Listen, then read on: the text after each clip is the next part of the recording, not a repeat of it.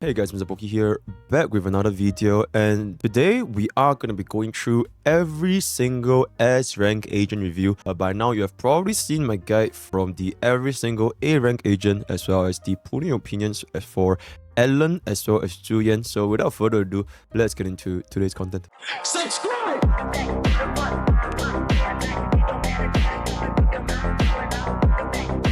So for the S rank agents review, no dupes perspective M0, and as well as the fact that CBD3 to CBD version 1.0, we did move the dupes or the mind skips to a different category and they added passive upgrades to the unit stats, for example, free attack, free crit, all that kind of stuff. So there has been a little bit of changes from CBD3 to version 1.0. Also, I'm probably going to be doing another video in the future, listing aside every single major changes that has happened from CBD3 to version 1.1. Also, we are going to be looking at how in the early game we are not going to be focusing on our drive discs, so do not go ahead and spend your stamina just to get the right stats and right subsets, right? So just focus on building your characters, building your weapon choices, and they're going to be fine. And also attack has a higher weightage than crit because everybody has horrendous crit ratio from the start of the game. Team building is also more important than individual units because core synergies are way more important, right? So these are the things that you guys have heard before from my A rank unit analysis, so I'm not going to be repeating myself that much. Summarize kits, not in-depth guides, agent effectiveness will be depending on our Shogun, right? Our player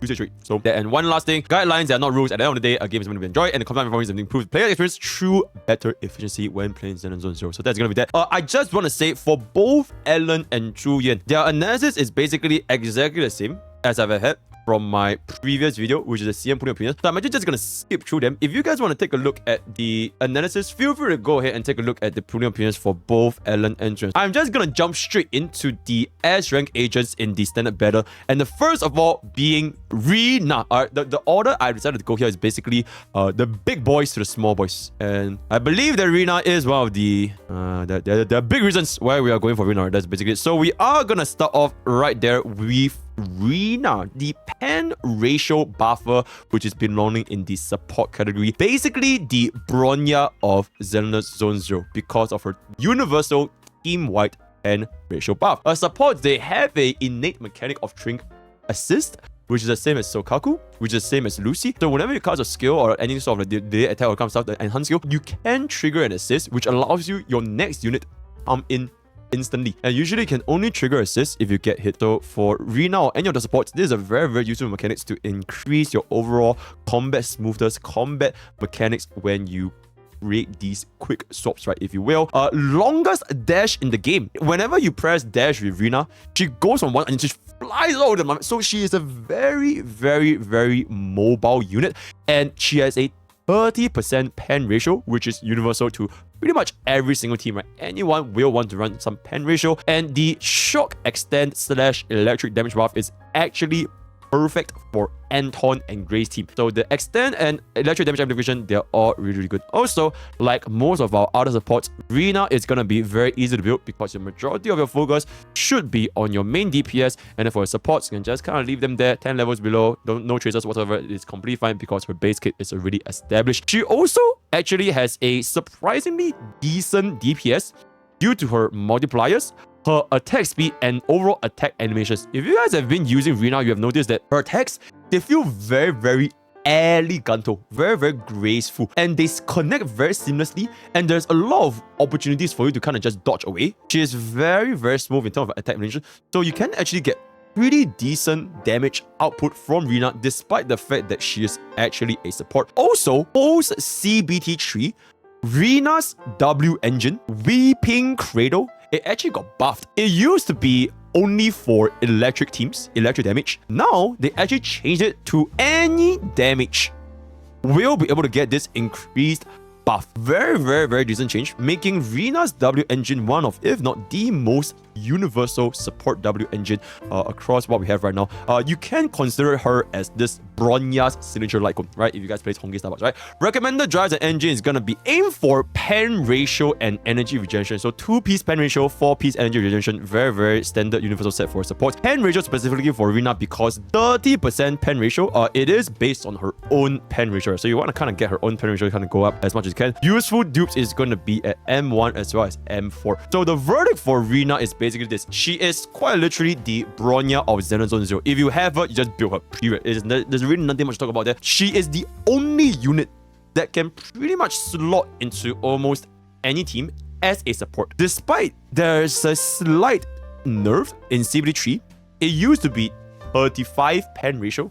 They nerfed it slightly to only 30 pen ratio, as well as nerfing a little bit of the electric damage buff.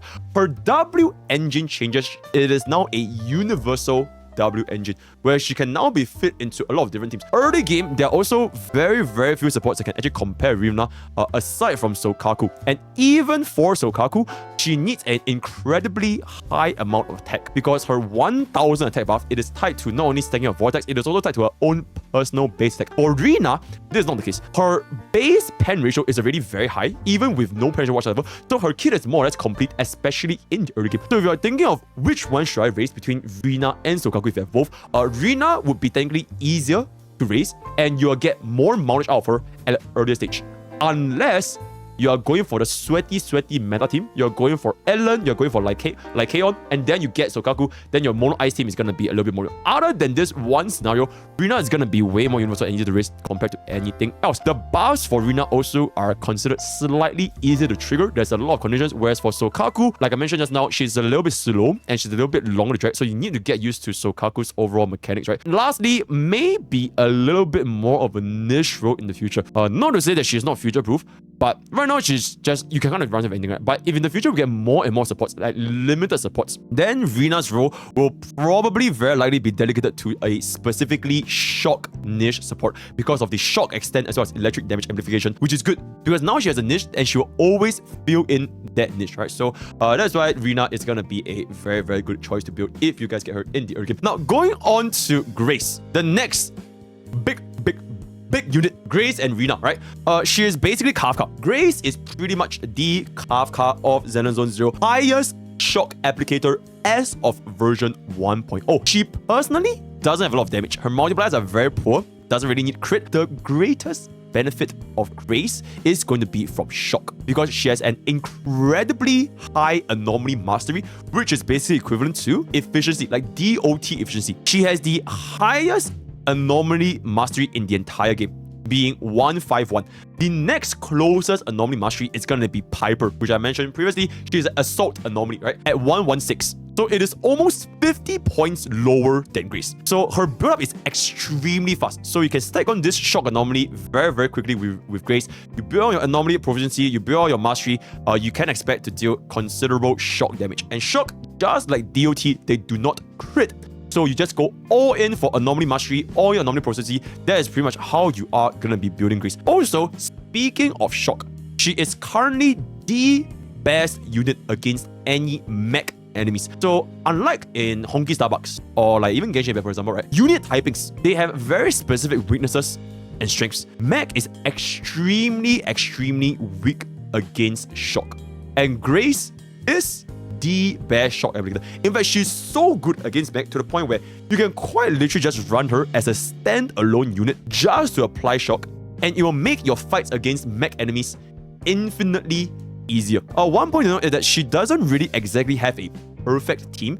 She pairs really well with Rina, but she might not pair as well with Anton, because Anton is a crit / anomaly hybrid. If you guys remember my A rank agent review, Anton's score is every 4th critical hit, it will trigger 45% of the shock multiplier, which means Anton needs to build crit, but anomalies don't crit. So there's a little bit of a mismatch here where you it's kind of halfway between crit and anomaly. So until we get a more dedicated anomaly unit in the future, we don't exactly have a perfect team, unlike, for example, our tier 0 ice team, right? So waiting for better synergy main DPS to appear, right?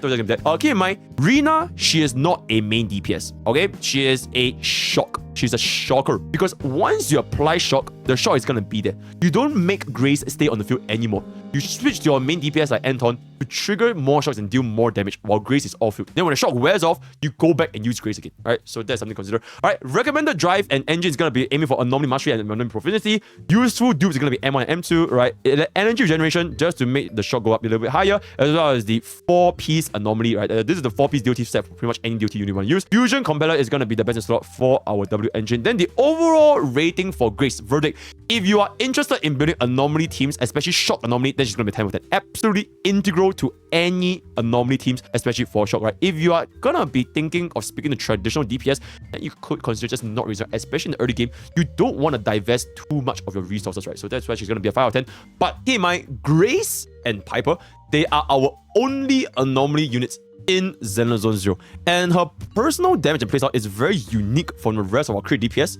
Like, you know, in Honkai Starbucks, crit DPS, DOT, and now Super Break, they have all very differing playstyles, right? Her best rotation for Grace is actually very weird in the sense where you spam a skill. You don't even use Grace's basic attacks because Grace's basic attack multipliers are so low. You legit just spam a skill even when you have no energy. She has an additional 65% anomaly build-up from her skill. And this skill does not need to have energy, right? Even the non-EX skill, you just keep spamming it. So you can very normally see Grace just boom, boom, just keep throwing out your skill. And it looks a little bit weird, it looks a little bit goofy, but that is like, unironically one of the best rotations because that's how you build up shock anomaly as fast as humanly possible. So very, very interesting playstyle that you probably need to get used to. You don't really want to use the basic anomaly because the model is really bad, right? Note that mech is also especially weak to electric, like I mentioned just now, and they are very strong against our traditional teams because I'm not sure if you have noticed, mech enemies, they have very high stagger points. Think of this as like Elden Ring poise. Mech enemies, a lot of the mech's boss fights, they have a lot higher poise compared to your biological enemies. They also have very fast-paced movement. So overall, if you're up against a mech team that you're not using shock, you may face greater difficulty. And Grace will serve to fill in this niche whenever your team runs into problematic mech enemies. So even without a dedicated team, Grace will always have a spot vs any sort of mech enemies from now and in the future. That is gonna be the overall review of Grace. Hopefully you guys like her. And now going into our DPS units is going to be first Nekomata, and then I'll talk about Soldier 11, right? So Nekomata is going to be our physical mobility DPS, and she is also my first ever S rank agent. So I do treat her with a little bit of a respect, a little bit more of a nitpicking because she is my S rank, so that's gonna be that. Very agile, high mobility burst damage with skill and ultimate, and she has one of, if not the strongest AoE clear capability, and very, very fluid team comps. Her dodge counters and assists is a free 30% damage buff, but the other core, which is 35% additional buff from triggering assault, can be a little bit difficult to trigger if she is the only physical assault, right? The duration is too short. You could pair Nekomata with Piper to stack on assault much easier, so you can get the 70% buff. But usually, if it's by herself, it is very, very difficult to hit the full 70%. So take that into consideration. Cunning Hairs, which is going to be Nekomata's faction, also has 3 free units right off the bat. Namely, if you were to run NB and Nicole, you are pretty much good to go. Because you have your faction bonus and everything, you are pretty much good to go. And NB is a great breaker, Nicole is a pretty decent support, right? And Nekomata can be your main DPS and you can just shoot off and go forward. In Zenless Zone Zero 1.0, there are no enemies with physical rest as of the current moment. You can pretty much run this team to try and clear almost every single content. There are no enemies that you're going to be strong against, for the most part. But there are also no enemies that you're weak against, unlike like fire or ice, right, for example. So very, very universal team. And in terms of piloting, and I can attest to this because I've been playing Nekomata since Simply 3 and I got in the real game again. She's one of the smoothest in Zenless Zone Zero. And she can do AoE damage and also do burst damage on a single hit, whichever you want, because she's just so fluid. A contrast between a smooth agent or a not so smooth agent is like, for example, Billy and Corinne. Billy is a lot more smoother because it's a lot more fluid, you can dodge all over the place. But for Corinne, it's like once you attack, you have to fix yourself into this specific spot. So it's a little bit more difficult. It's like kind of running Great Sword versus the Light Book, like I mentioned in my previous video. So Nekomata's pilot definitely feels very, very smooth. Pretty much a jack of all trades, but she might not have the highest damage ceiling, but she kind of can just do all of the precise. For drives and engine, you are going to be aiming for crit rate / crit damage as your classic DPS. Nothing too crazy to go on here. Useful dupes are going to be dupe 1 as well as dupe 2. 2-piece crit rate. Everybody's going to be running this for crit DPS as well as a 4-piece physical, and then this is going to be the signature weapon. So the overall verdict for Nekomata is going to be this. She is pretty much an all-rounder, and if you don't have Ellen, you can kind of just build her. She will infinitely improve your overall early game experience, especially if you don't want to build your A rank DPS. If you have Ellen, or if you're going to be putting for Julian, you can consider not putting for Nekomata. So overall, Nekomata is considered a classic beginner agent that can fit with any and all scenarios for the most part. She might not excel in anything, but she can definitely clear everything, right? She doesn't really have a niche per se, right? And physical element having excellent assault damage, multiple faction, elemental teammates, no enemies with physical rest, high mobility, and very easy to understand kit makes Nekomata an excellent beginner agent. Everyone could use it, right? One could say that to make Nekomata pretty much deal what whatever damage you want to do. It's quite easy. The floor is very high. And she can definitely perform up to par for our current content, even going for the 1.0 endgame. Whether 1.1, 1.2, 1.3 they introduce some kind of physical res or any enemies, that is going to be up to the future. But for now, she can definitely clear all endgame content. As per all DPS units, Nekomata is also very, very weak to power creep, especially for a unit that doesn't have a specific niche. So this is going to be the biggest problem for Nekomata because, like I mentioned, she's kind of like a jack of all trades and she doesn't really specialize in anything. So for example, your Zhuyan, right? Your Zhuyan, she kind of specializes in the break a good day's DPS. So in the future, if you have a very good day's DPS, Zhuyan will have a pretty solid soak. For Ellen, she's her. Nuclear damage. Boom. Sebon with tier 0 ice team, you kind of have this niche ice team at the ready, good to go, unless you get Miyabi, but that's a problem another day. And then for Soldier 11, her overall ceiling can be set to be higher than Nekomata. So if you want absolute raw damage output, Nekomata also slightly falls a little bit less. I'll talk about Soldier 11 after this, but that is gonna be that, right? But this may become better with more assault DPS appliers, such as what we have here, Hyper. So we can stack on the 70% bonus buff for our Nekomata skill to deal a little bit more damage, right? So one also that she is my S rank, so I probably will be building a Nekomata full CN analysis. So stay tuned to find out what she's actually capable of. Also, I'm completely free to play in Zenless. I'm completely free to play in Zenless Zone Zero. Absolutely insane. So now we talk about Nekomata. We're now gonna go into Soldier 11. What is broken can be reforged. The fire enhanced DPS attack class damage drastically improved by fire suppression state. One of the highest DPS output in version 1.0 aside from Ellen. Absolutely insane attack multipliers after you light her sword on fire, right? Up to 32.5% fire damage and 35% additional damage. She basically deals 2 to 3 times the damage of any other agent when it comes to base attention. Really strong multipliers. And she can also trigger this fire suppression from a variety of ways. Not only do you get it from the skill, you can get it from the dodge counters, from your ultimate, and as well as chain attacks. You have a lot of ways for Soldier 11 to trigger this fire suppression. And even without fire suppression during that short time, the DPS is not entirely gone because you can have a pretty decent uptime with Soldier 11. One thing to note, one of the highest energy cost skills in the entire game, it is 80 energy cost. So if you are someone that is not utilizing high days teams, you can't trigger chain attacks, you can't trigger your QTs, you can't trigger your dodge counters. That's when your uptime for this fire suppression may go down quite a lot because it is an 80 energy skill, right? So take that into consideration. Also, the reason why I think CN overall, that who do you prefer? Soldier 11 or Nekomata? CN prefers Nekomata more than Soldier 11, not because of Soldier 11's kit, but strictly because of our environment. Like I mentioned, mech enemies, they are the most abundant enemies, the most difficult enemies towards the CB3 endgame, and mech, they are just all very strong against fire. So Soldier 11, it is quite literally gimped by the overall environment that she's in. Not to mention, she is also the only unit of her faction. No other unit shares the same faction as Soldier 11. So team building with Soldier 11 is very restrictive. You either build with the Koleda plus Ben, or you build her with a Koleda plus Piper. That is pretty much it if you really want to trigger Soldier 11's skill, right? So a little bit more of an institution, right? So that's gonna be that. Recommended drive, still the same crit rate, crit damage. M1, M2 pretty much the same crit rate, as well as 4 piece fire, as well as the signature weapon, right? So overall verdict for Soldier 11. If you have a way to deal with the mech enemies, 9 out of 10. If you are stuck, you don't want to build her, then it is what it is, a mid unit, right?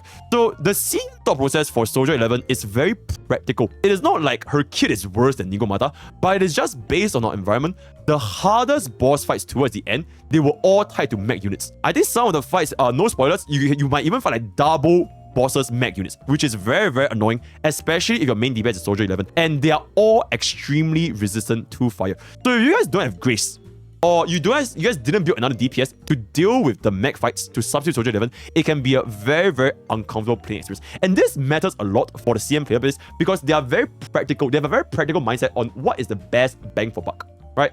If you are going to be building a DPS, especially from the early game, you know that investing in a DPS is going to cost a significant amount of resources. So if you want to build up Soldier 11, but you didn't have enough resources to build Grace, then how are you going to have enough resources to allocate to a second main DPS and substitute out Soldier 11 when you're going against mech enemies? Fundamentally, from a resource perspective, when you talk about efficiency, especially in the early game, it's hard to justify. It's hard to justify. Maybe in the mid-game, end-game, when we release more stages with different enemies, then it makes more sense to invest in Soldier 11. But because of the way how these mechs are always resistant to fire, it is just a very unfortunate situation for Soldier 11, right? And then if you're talking about the early game, any unit can clear the early game. Like that's a video. It's kind of like Pokemon gym battles. If you guys are playing, you guys, especially for Pokemon Nuzlocke players, for example, I'm just gonna go Pokemon Emerald. Although Mudkip is insane, Swampert is insane, Blood has 1 weakness, Grass. One of the best water Pokemon, water starters in the entire game. But the reason why you don't want to catch Swampert is because you have a lot of access to good water Pokemons in the early game. You can get Gyarados, you can get Tentacruel, all this kind of stuff, right? So one of the most prominent picks, it is based on the end game gym battle. So for example, in Pokemon Arrow, your last gym battle is going to be against Wallace. Wallace is the hardest difficulty, and you need grass types. And Sceptile has the high... Okay, I'm kind of going off technique. Yeah, I play Pokemon, guys. Basically, TLDR, it is based on the environment. And if you want to think about it from an efficient standpoint, then Soldier 11 is not as efficient. Soldier 11 tends to fall off, right? That's the best energy I can give to her. So that's going to be that. And now jump into our 2 last air strength units. First of all, being Lycaon, the strongest breaker as of version 1.0. The basic attack has a 40% daze buff and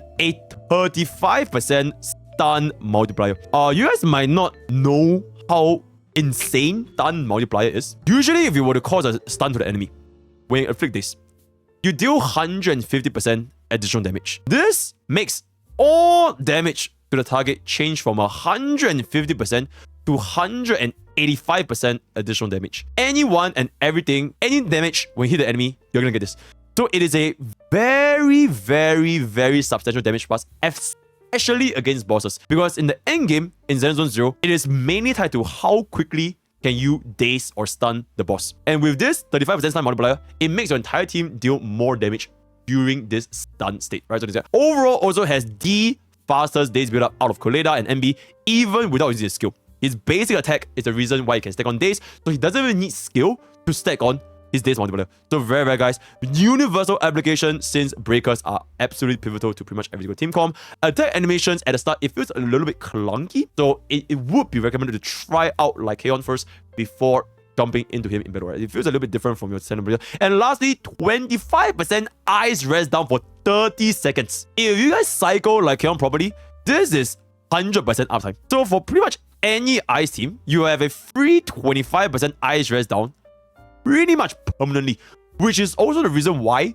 Ice team is so fucking strong right now, because we have a tier 0 DPS and now we have a tier 0 breaker, and later on when on Sokaku is a tier 0 support, and it's just an overall insane nuclear synergy. Well played, Mihoyo, well played, right? So that's that. Recommended drives, aim for impact, aim for energy regeneration, pretty much it, very standard for all of your impact teams. Useful dupes, M1, M2, and this is gonna be the signature engine, right? So that's gonna be that. And the overall verdict, he is the only unit in the entire game there's 12 out of 10. And I know some of you guys hate it. Oh my god, furry. Oh my god, yikes, whatever. But I don't give a flying fuck about it. If we are only caring about meta, then he is him. He is the most meta unit that you can think of. Didn't absolutely love this Lycaon because of his insane days build up, stun multiplier buff, and ice rest down, synergizing perfectly with Ellen. And even if you don't move for Ellen, stun multiplier and days multiplier, any team can make use of this. And like I mentioned, days, stunners, breakers, they are the absolute most important unit in any team building, more important than your support, and arguably might even be more important than your DPS, right? So absolutely insane. Also in the future, if we release any ice DPS such as Miyabi, you can also make use of a almost permanent 25% ice rest down, right? Absolutely insane. Fundamentally, he might be the only universal unit since he can go into any team and perform exceptionally well with a lot of vision, and there's no good substitutes. His next best substitute is Koleda.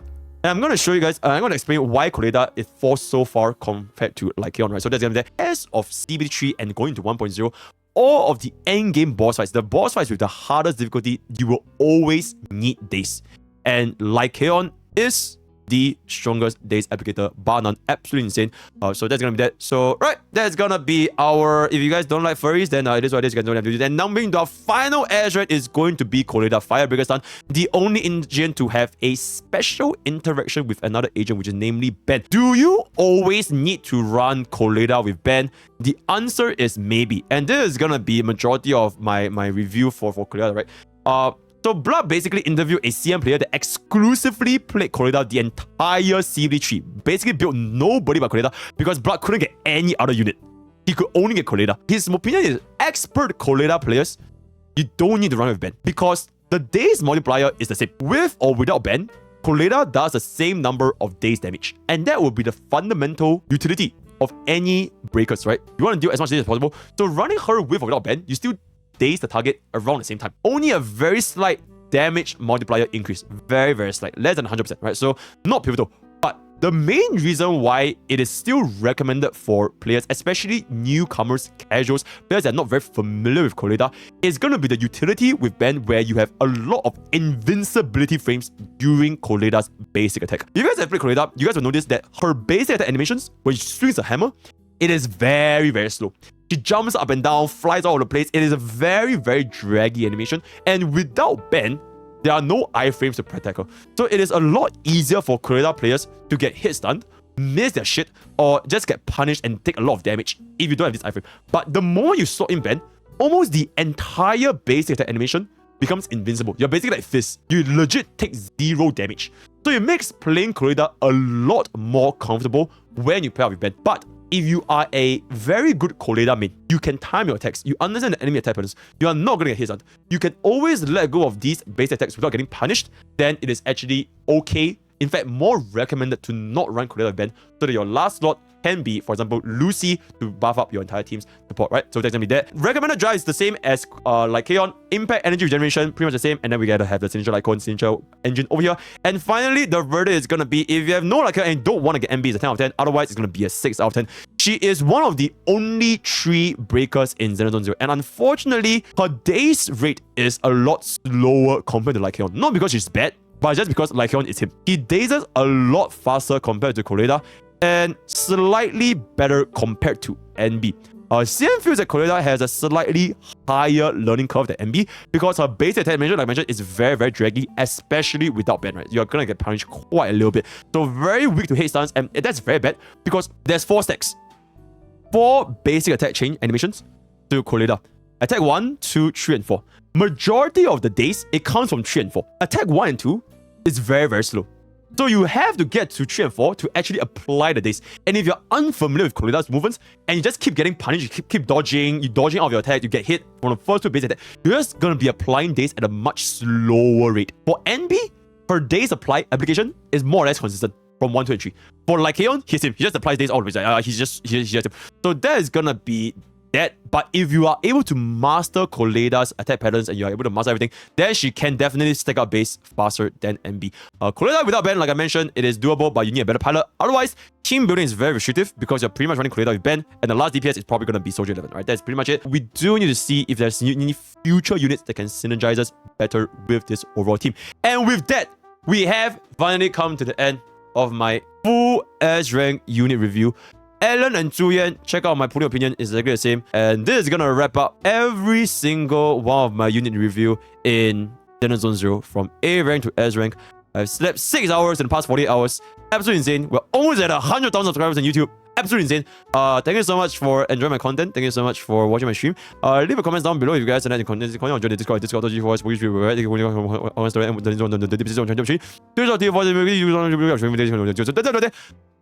all the best for your Ellen Poos. All the best for GM Poos. And I'll see you guys next time. Take care.